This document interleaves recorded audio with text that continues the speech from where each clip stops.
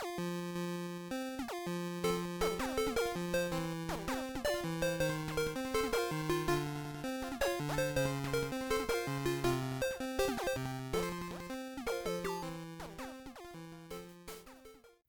there YouTube, this is SJM4306 back with another video. This will be a Quickbit video. I just printed this out. I found this model online for this, it's a Cryptex. It's basically one of these like locking boxes that you can set a password to, and it just slides in. There are rings with numbers that you can change the combination to. It's basically like a combination lock, and it could fit small items in here. And that's basically it. And it comes in two varieties, 5 digits and 7 digits. I opted for the 5-digit one.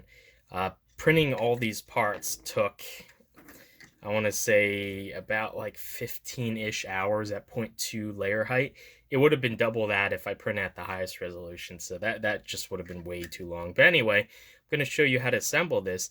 The design file, well, the link for the design files, I did not design this myself. I found this on Thingiverse. I'll be down in the video description below. And all credit goes to the original creator of those, obviously. But yeah, he designed this really neat thing. And I'll show you how to set the password. You have 2 rings, an inner ring and an outer ring. And I believe he actually posted links to a customizer where you can change the style of the digits. You can have letters instead, symbols, whatever you want pretty much. But anyway, this inner bit has a picture of a lock inscribed on the side there. And you got to line that up with the number that you want. So if I want to set this digit password to 0, you just want to line it up with that and get it started, and then go around and just kind of clip it in until it's aligned properly. And you can see I use this really nice, it's like a copper silk filament, because it looks like brass, and it looks really nice, so I thought that'd be cool. Anyway, so you got all your digits done, and these are all set to, I just set it from 0 to 4 as the password, just for demonstration. Then you want to take this collar, and you have to insert it from the, if you're looking at the numbers face up, you have to insert it from the right-hand side. And that's so that everything aligns properly. If you put it in the opposite way, the digits won't line up quite right. So let's just get this lined up. So 0, 1, 2, 3, and 4. There's an arrow on the side here. They have to line up so that you can see all those gaps line up with the gaps in this case here. So you have this end piece as well, and there's a line, like an arrow pointing. You want to make sure that that lines up with this line right here. And it's a little finicky, but once you get it clipped in with the 2 arrows pointing in the correct direction, you have to insert the lock then. Now this piece is basically the lock tool. This is only used for either removing or inserting the lock into this piece.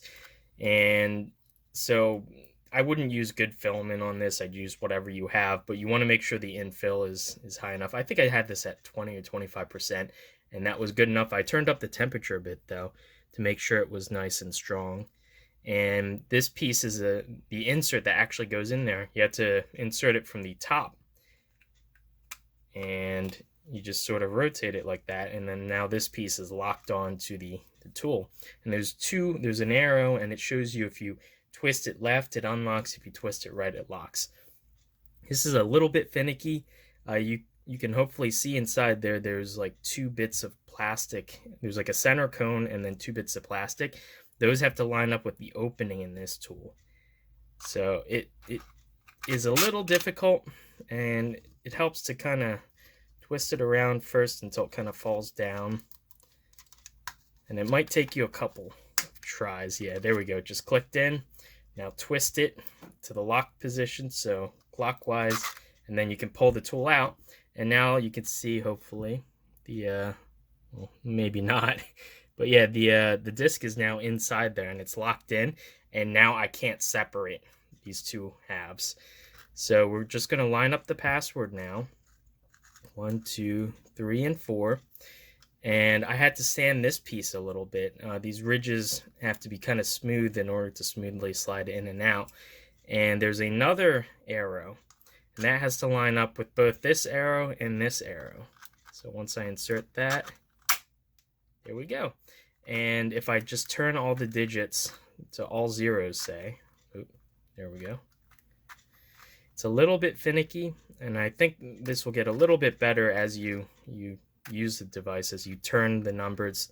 There's some friction involved, so maybe some sanding would have helped as well. But yeah, once you get, if you change it from not the password, can't separate the two halves.